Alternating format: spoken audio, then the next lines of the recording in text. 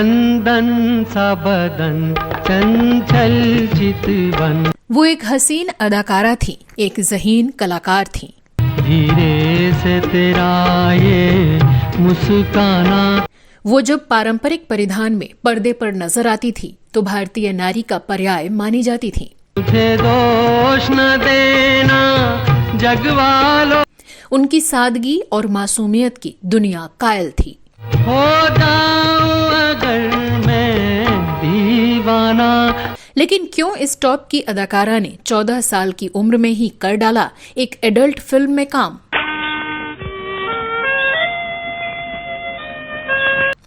क्यों नहीं देख पाई थी अपनी खुद की ही फिल्म और सिनेमा हॉल के वॉचमैन ने अंदर जाने से रोक दिया था? तुम क्या सोच रही हो? सोच रही हूँ अगर वो तारा मास्टर तुम्हें इस लिबास में देख ले तो फिर उसके बाद क्यों इस सुलझी हुई एक्ट्रेस ने सबके सामने एक मशहूर एक्टर को थप्पड़ जड़ दिया था? और क्यों इस जानी मानी अभिनेत्री ने अपनी मां से कोर्ट केस लड़ा था और 20 साल तक उनसे बातचीत नहीं की थी? अगर जाना पड़ा तो मैं अदालत तक जाऊंगी ताकि लोग जान जाएं कि आपके आदर्शों की कीमत सिर्फ 10,000 रुपया है। बताएंगे और भी बहुत कुछ, आप बने रहिए हमारे साथ।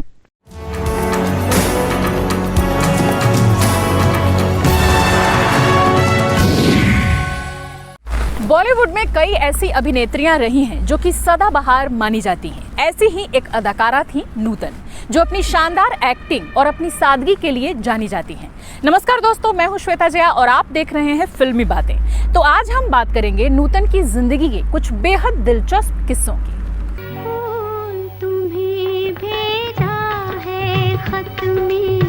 नूतन का जन्म 24 जून 1936 को एक संपन्न परिवार में हुआ था।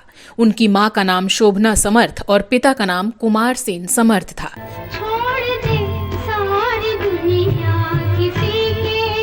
उनकी मां एक अभिनेत्री थी जिनकी वजह से नूतन खुद भी अदाकारा बनना चाहती थी।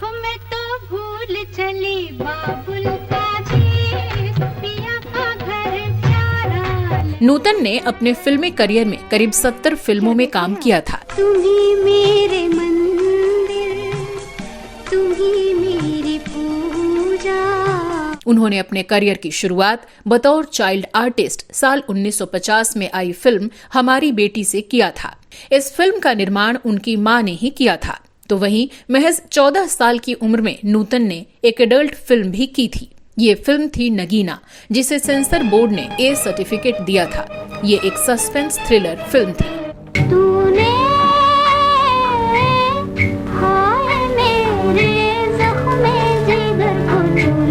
वैसे तो बी ग्रेड फिल्मों से आई कई ऐसी एक्ट्रेस हैं जिन्होंने बॉलीवुड में अपनी छाप छोड़ी है, लेकिन यहाँ हम बात कर रहे हैं 70 के दशक की। उस दौर में किसी भी एक्ट्रेस के लिए ऐसा करना काफी चुनौतीपूर्ण माना जाता था, लेकिन नूतन ने उस दौर में भी इस सोच को चैलेंज किया और एडल्ट फिल्म में काम करना शुरू कर दिया।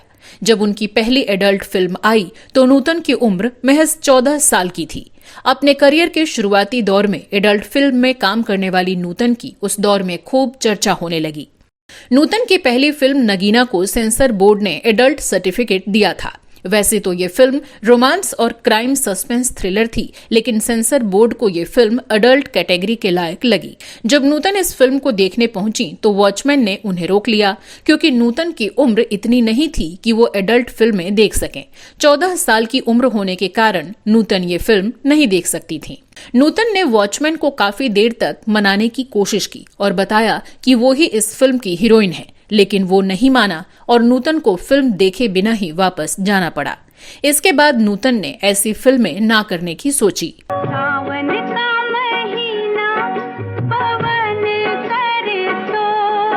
हालांकि बाद में उन्होंने हर तरह के किरदार कर लोगों का मनोरंजन किया।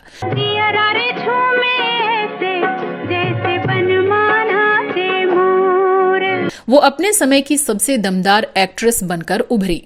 नूतन ने अपने फिल्मी करियर में देवानंद, सुनील दत्त और अमिताभ बच्चन जैसे तमाम एक्टर्स के साथ कई फिल्मों में काम किया और सब पर भारी पड़ी। ये तो बताओ माजुबी, महर में क्या लोगी? सुना है बड़े दिल फेंक हो मियां, अगर किसी को न दिया हो तुम मुझे दे देना। हालांकि नूतन को लेकर और भी कई बातें मशहूर हैं। स्विम सूट पहनने वाली पहली अभिनेत्री थी नूतन। दरअसल नूतन ने 1958 में आई फिल्म दिल्ली का ठग में स्विम सूट पहनकर सबको चौंका दिया था। इसके अलावा फिल्म बारिश में भी उन्होंने कई बोल्ड सीन दिए थे। इस पर उनका विरोध भी हुआ था।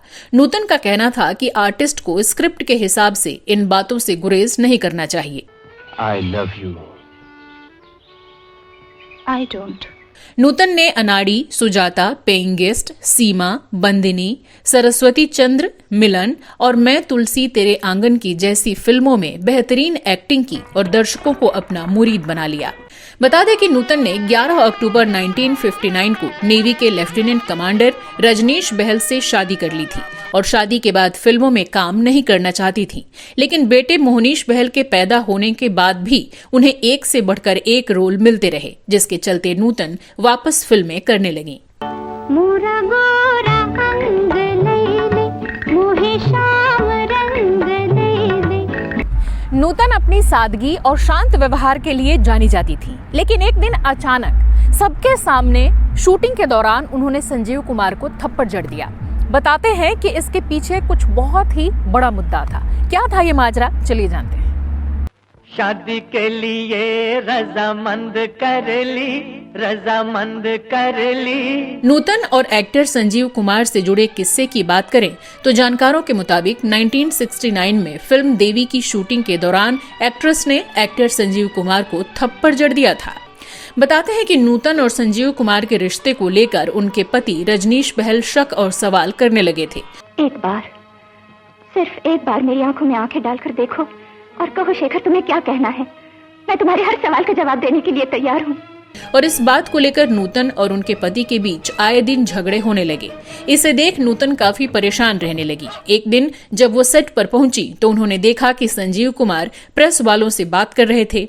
ऐसा देख नूतन को लगा कि ये सारी अफवाहें उन्होंने ही फैलाई हैं। फिर क्या था, नूतन ने आओ देखा न ताओ और संजीव कुमार को थप्पड़ जड़ दिया। ये नजारा देख सेट पर मौजूद सभी लोग सन्न रह गए। किसी को कुछ समझ नहीं आया। इस थप्पड़ की आवाज सालों तक फिल्म इंडस्ट्री में गूंजती रही और फिर कभी इस जोड़ी ने साथ में काम नहीं किया। इसलिए कि उसकी जगह हमेशा बाजार में थी और है। ना सिर्फ उसकी, उसके सारे खानदान की। बता दें कि इस बात का जिक्र 1972 में एक मैगजीन में भी किया गया था। बताते हैं कि नूतन ने इस बात का जिक्र खुद मैगजीन को दिए एक इंटरव्यू में किया था। अब बताते हैं वो किस्सा जिसने माँ बेटी के रिश्ते को तार तार कर दिया था। बताते हैं कि नूतन अपनी माँ के बेहद करीब थी और उनके करियर को ऊंचाइयों तक पहुंचाने में उनकी माँ का ही सबसे बड़ा योगदान रहा था। लेकिन अचानक ऐसा क्या हुआ कि बेटी ने माँ से सारे रिश्ते अचानक हमेशा हमेशा के लिए तोड़ दिए। दरअसल नूतन की मां शोभना समर्थ ने उन्हें अपने प्रोडक्शन हाउस शोभना पिक्चर्स से बॉलीवुड में लॉन्च किया था। इस फिल्म कंपनी में नूतन की मां की हिस्सेदारी थी। नूतन फिल्मों से जो भी कमाई करती थी उसका सारा पैसा कंपनी में ही जाता था। कंपनी के सारे फाइनेंशियल मामले शोभना समर्थ खुद संभालती थी। जिस तरह हर बेटी अपनी मां पर भरोसा करती है, उसी तरह नूतन को भी अपनी मां पर था। नूतन कभी प्रोडक्शन के किसी काम में कोई सवाल जवाब नहीं करती थी और ना ही कभी दखलंदाजी करती। लेकिन नूतन का भरोसा तब टूट गया जब इनकम टैक्स ऑफिस से बकाया टैक्स चुकाने के लिए घर पर एक लेटर आ गया। हुआ कुछ यूं कि इनकम टैक्स से लेटर आने पर शोभना ने नूतन को टैक्स भरने के लिए कहा। हालांकि नूतन अपनी मां की उस कंपनी में 30% मुनाफे की हिस्सेदार थी और मां नूतन को पूरा टैक्स चुकाने के लिए कह रही थी। टैक्स की रकम काफी ज्यादा थी। नूतन ने मां से कहा, जितना मेरा शेयर है मैं उतना टैक्स भरने के लिए तैयार हूं।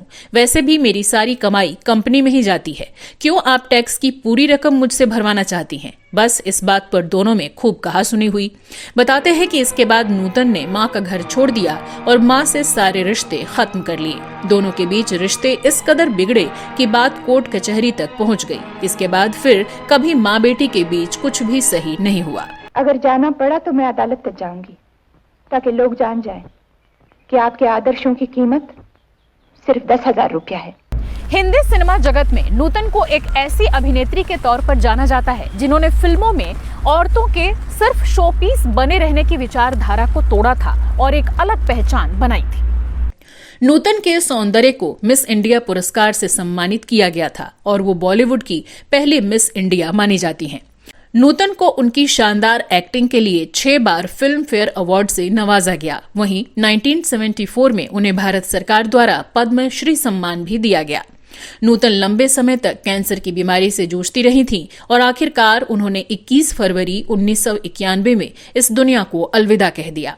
उन्होंने महज 52 साल की उम्र में कैंसर से दम तोड़ दिया, लेकिन अपने पीछे छोड़ गईं दर्जनों खूबसूरत और कालजयी फिल्में। उनकी मृत्यु के साथ ही बॉलीवुड ने अपनी सबसे बड़ी और सबसे प्रतिभावान कलाकारों में से एक को खो दिया। उनके प्रशंसक आज भी उन्हें याद करते हैं। तो ऐसी महान अदाकारा नूतन को हमारी श्रद्धांजलि। दोस्तों, आज के लिए बस इतना ही। आज का एपिसोड आपको कैसा लगा हमें कमेंट सेक्शन में लिखकर जरूर बताइएगा। साथ ही बताइएगा अगर आपको नूतन से जुड़ा हुआ कुछ किस्सा या कोई कहानी पता हो। चलते चलते आपको एक और जानकारी दे दूं कि अगर आप घूमने फिरने के शौकीन हैं तो मेरे दूसरे channel Shweta Jaya travel blog की सैर करना भी मत भूलिएगा। वहां आपको अलग अलग जगहों, सिटीज, मोन्यूमेंट्स और रिलीजियस प्लेसेस के बारे में पूरी जानकारी मिलेगी। तो मिलते हैं हम अगले एपिसोड में। फिलहाल मुझे दीजिए इजाजत। नमस्कार।